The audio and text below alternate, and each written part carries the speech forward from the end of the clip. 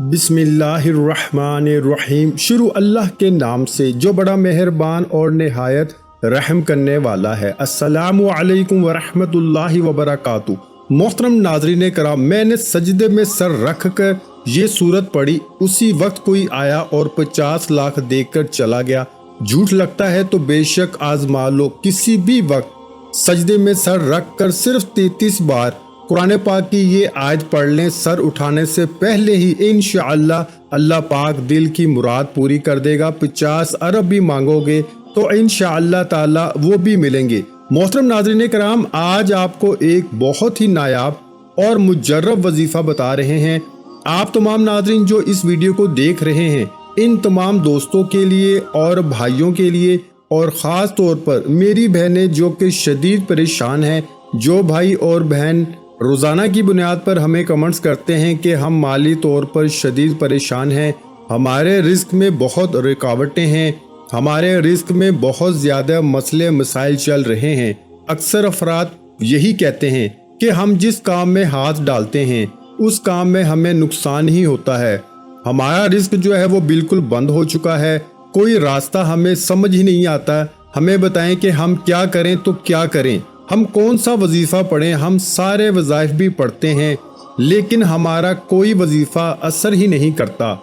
नाज़रीन कराम, आज इन तमाम दोस्तों के लिए, भाइयों और बहनों के लिए इंतहाई ख़ास मुजर्रब, आज़मूदा और मुस्तनद वजीफ़ा बताने लगा हूँ। रिस्क और दौलत के जितने भी मसाइल हैं सारे हल हो जाएंगे और सब किस्मत के बंद दरवाजे खुल जाएंगे।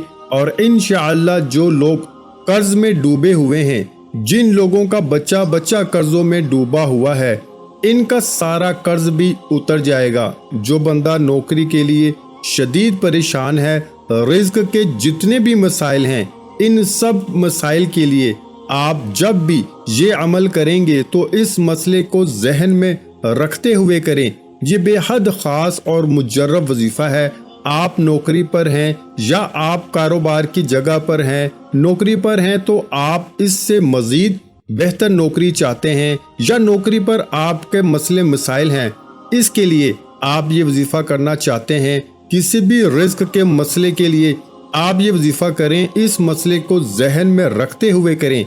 या आपको कोई भी बड़ी रकम की ज़रूरत है, बेशक आपको लाखों की ज़रूरत है, तो आप वो जहन में रखकर ये अमल करें। आपको इस अमल को करने से पहले नीयत लाजमी करनी है कि मुझे फ़लाँ काम है, ए अल्लाह पाक मुझे इतनी रकम मिल जाए। आपको अल्लाह पाक इससे कई गुना ज़्यादा अता फरमाएगा।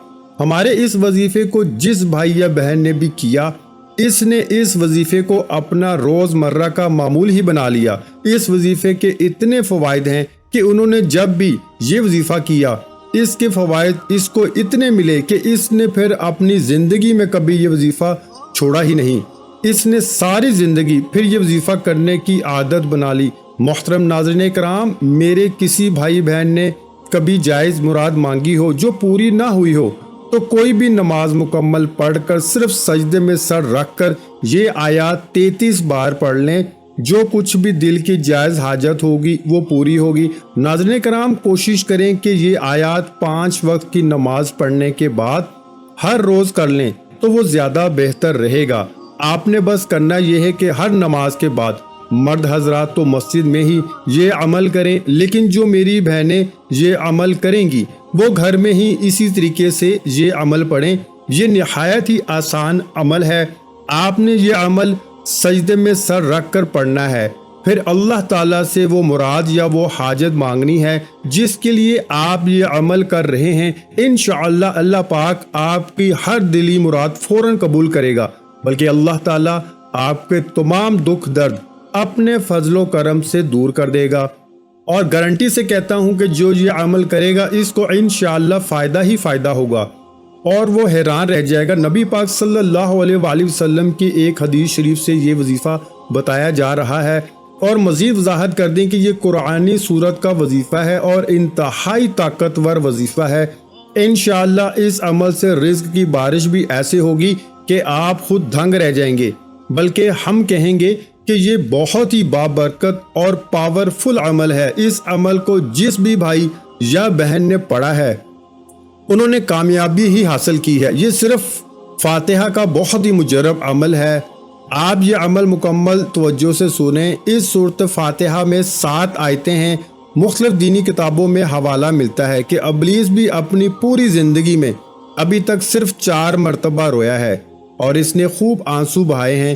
ایک اس وقت جب اس پر رب کی لعنت ہوئی، نمبر 2 اس وقت جب آدم علیہ السلام کی توبہ اللہ تعالیٰ کی بارگاہ میں قبول ہوئی، نمبر 3 اس وقت جب حضور اکرم صلی اللہ علیہ وآلہ وسلم کو اللہ تعالیٰ نے اپنا آخری نبی اور رسول بنایا، اور نمبر 4 اس وقت جب یہ سورت یعنی سورت فاتحہ نازل ہوئی۔ اب یہی سورت یعنی سورت فاتحہ ہی ابلیس کی راہ میں سب سے بڑی رکاوٹ ہے۔ اس کے علاوہ سورت فاتحہ کے بہت سے فضائل احادیث مبارکہ میں وارد ہیں جو علماء کرام نے تفاسیر میں سورت فاتحہ کے تحت بھی ذکر فرمایا ہے۔ ان فضائل میں سے چند درج ذیل ہیں۔ سورت فاتحہ 7 آیتوں پر مشتمل ہے، جن میں سے پہلی 3 آیات میں اللہ تعالیٰ کی حمد و ثنا ہے اور آخری 3 میں انسان کی طرف سے دعاؤں درخواست کا مضمون ہے۔ رب العزت نے اپنی رحمت سے خود ہی انسان کو سکھایا ہے، اور درمیانی ایک آیت میں دونوں چیزیں مشترک ہیں۔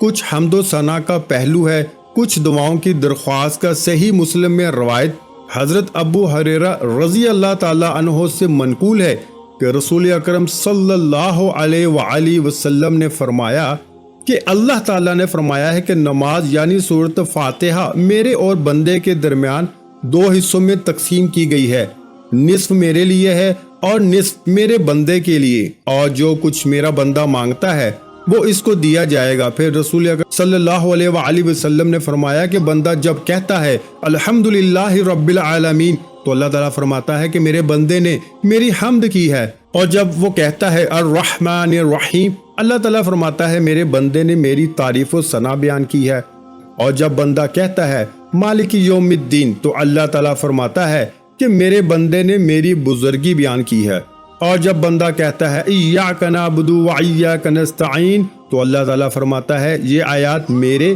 اور میرے بندے کے درمیان مشترک ہے، کیونکہ اس میں ایک پہلو حق تعالیٰ کی حمد و ثنا کا ہے اور دوسرا پہلو بندے کی دعا اور درخواست کا۔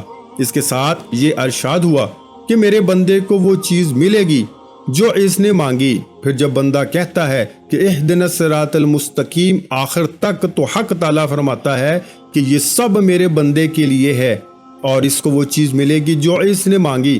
رسول کریم صلی اللہ علیہ وآلہ وسلم نے فرمایا کہ قسم ہے اس ذات کی جس کے قبضہ قدرت میں میری جان ہے، سورت فاتحہ کی نظیر نہ تو تورات میں نازل ہوئی، نہ انجیل اور زبور میں، نہ خود قرآن کریم میں کوئی دوسری سورت اس کی مثل ہے۔ نیز نبی کریم صلی اللہ علیہ وآلہ وسلم نے فرمایا کہ سورت فاتحہ ہر بیماری کی شفا ہے۔ سورت فاتحہ کے مختلف نام ہیں۔ فاتحہ کہتے ہیں شروع کرنے کو، کیونکہ قرآن کریم میں سب سے پہلے یہی سورت لکھی ہے، اس لیے اسے سورت فاتحہ کہتے ہیں، اور اس لیے بھی کہ نماز میں قرات بھی اسی سے شروع ہوتی ہے۔ اس سورت کا نام سورت الشفا بھی ہے۔ نبی پاک صلی اللہ علیہ وآلہ وسلم کا ارشاد ہے کہ مجھے عرش کے خزانے سے 4 چیزیں عطا کی گئیں، اس خزانے سے 4 چیزوں کے علاوہ اور کوئی چیز دوسرے کو نہیں دی گئی، اور وہ 4 چیزیں یہ ہیں، نمبر 1 ام الکتاب سورت فاتحہ، نمبر 2 آیت الکرسی، نمبر 3 سورت بقرہ کی آخری آیتیں، اور نمبر 4 سورت کوثر۔ لہٰذا آپ کو اگر کوئی بھی مسئلہ ہے یا اگر کسی نے جائز مراد مانگی ہے پوری نہ ہوئی ہو تو ہر نماز کے بعد مرد حضرات مسجد میں اور عورتیں اپنے اپنے گھروں میں ہی سورت فاتحہ اس طریقے سے پڑھیں کہ باوضو ہو کر پہلے 2 رکعت نماز صلاۃ الحاجات پڑھیں، پھر سلام پھیرنے کے بعد سجدے میں چلے جائیں اور سجدے میں ہی 1 مرتبہ بسم اللہ الرحمن الرحیم پڑھ لیں، پھر 7 مرتبہ آپ نے درود ابراہیمی پڑھنا ہے، پھر آپ سورت فاتحہ پڑھنی شروع کریں۔ لیکن جو ہی آپ ایاک نعبد و ایاک نستعین پر پہنچیں تو 33 مرتبہ ایاک نعبد و ایاک نستعین پڑھیں، پھر جب 33 بار مکمل ہو جائے تو باقی سورت فاتحہ مکمل پڑھیں، پھر 7 مرتبہ سورت فاتحہ اور درود ابراہیمی کو سجدے میں سر رکھ کے پڑھنا ہے، پھر سر اٹھا کر اور ہاتھ پھیلا کر اللہ تعالیٰ سے وہ مراد و حاجت مانگنی ہے کہ جس کے لیے آپ یہ عمل کر رہے ہیں۔ انشاءاللہ آپ کی ہر دلی مراد اور ہر دعا فوراً قبول ہو جائے گی۔ لیکن ناظرین کرام، اپنی روزمرہ کے کاموں میں استغفار کی کثرت کیجیے، اور اٹھتے بیٹھتے چلتے پھرتے، غرض آپ بے شک سفر میں ہوں یا کچھ بھی کر رہے ہوں تو استغفر اللہ 300 مرتبہ ہر روز پڑھنے کی عادت ڈالیں۔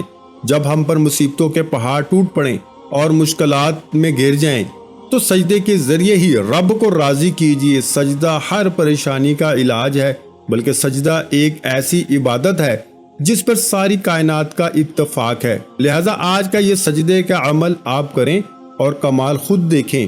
سخت حاجت کے لیے اور قحط سالی دور کرنے کے لیے سجدے میں سر رکھ کے سورۃ فاتحہ کی یہ آیات کا عمل بہت ہی مجرب ہے۔ فرمان نبوی صلی اللہ علیہ وآلہ وسلم کا مفہوم ہے کہ سجدے کی حالت میں بندہ اپنے رب کے قریب ترین حالت میں ہوتا ہے، اس لیے سجدے سے دعا کیا کرو۔ مسلمان تو سجدے کے دوران ہی آسمان کی بلندیوں اور وسعتوں میں پہنچ جاتا ہے اور اپنے رب کے بہت قریب ہوتا ہے۔ لہٰذا آج کا یہ عمل لازمی کریں۔ جب بھی آپ پر مصیبتوں کے پہاڑ ٹوٹ پڑیں، آپ مشکلات میں گھر جائیں تو دن میں کسی بھی وقت گھر یا مسجد کے صحن میں قبلہ رخ ہو کر سجدے میں سر رکھ کر سورۃ فاتحہ کی یہ آیات 33 بار پڑھیں۔ انشاءاللہ جو بھی حاجت ہوگی جلد سے جلد پوری ہو جائے گی۔ مقصد کے حصول تک عمل کو روزانہ مستقل جاری رکھیں کہ اللہ تعالیٰ سجدے کے دوران دعا کرنے والوں کے زیادہ قریب ہوتا ہے اور وہ باتیں کرنے والوں کی دعا قبول کرتا ہے، اور اللہ تعالیٰ سے امید لگانے والوں کی اللہ لازمی سنتا ہے۔ جو بھی اللہ کے قریب ہو تو وہ اللہ کے ہاں وافر نوازشیں اور بلند مقام پاتا ہے۔ لیکن ناظرین کرام، حقوق العباد کا لازمی خیال کیجیے اور حقوق اللہ کا بھی خیال رکھیں، کیونکہ اللہ پاک کبھی حقوق العباد کی تلفی کرنے والوں کو پسند نہیں فرماتا۔ قیامت کے دن اللہ پاک اگر چاہے گا تو اپنے حقوق تو معاف فرما دے گا، مگر حقوق العباد یعنی اللہ کی مخلوق جو آپ نے دنیا میں ادا نہیں کیے ہوں گے، ان کو معاف نہیں فرمائے گا۔ ان پر آپ کو لازمی سزا دی جائے گی اور آپ کی نیکیوں سے ان کے حقوق کو ادا کیا جائے گا۔ اگر نیکیاں نہیں ہوں گی تو متاثرہ فریق کے گناہ اس کے سر ڈال دیے جائیں گے۔ دعا کریں اللہ پاک ہمیں ایسے دن سے بچائے، آمین۔ دعا ہے کہ اللہ تعالی ہمیں نیک اعمال کو سمجھنے اور ان پر عمل کرنے کی توفیق عطا فرمائے، میری اور آپ کی تمام پریشانیاں دور فرمائے، ہمیں 5 وقت نماز باجماعت ادا کرنے کی توفیق عطا فرمائے۔ ویڈیو اچھی لگی ہو تو ویڈیو کو لائک کر دیں۔ مزید اسلامک وظائف سننے کے لیے ہمارے چینل کو لازمی سبسکرائب کریں۔ محترم ناظرین کرام، اپنے رزق میں برکت، وسعت اور کشادگی کے لیے اللہ کے 99 ناموں میں سے ایک نام کمنٹس میں ضرور لکھا کریں۔ کنجوسی مت کیا کریں، کیونکہ جب اللہ پاک سے مانگنے کی باری آتی ہے تو ہم کروڑوں نہیں اربوں مانگتے ہیں اور اللہ پاک کا ایک نام لکھنے میں سوچ میں پڑ جاتے ہیں۔ تو جب اللہ پاک نے ہی ہماری ہر مشکل دور فرمانی ہے اور بے شک وہ دور فرماتا ہے، تو اللہ پاک سے محبت کے اظہار کے لیے ایک نام کمنٹ سیکشن میں لازمی لکھ دیا کریں۔ جزاک اللہ۔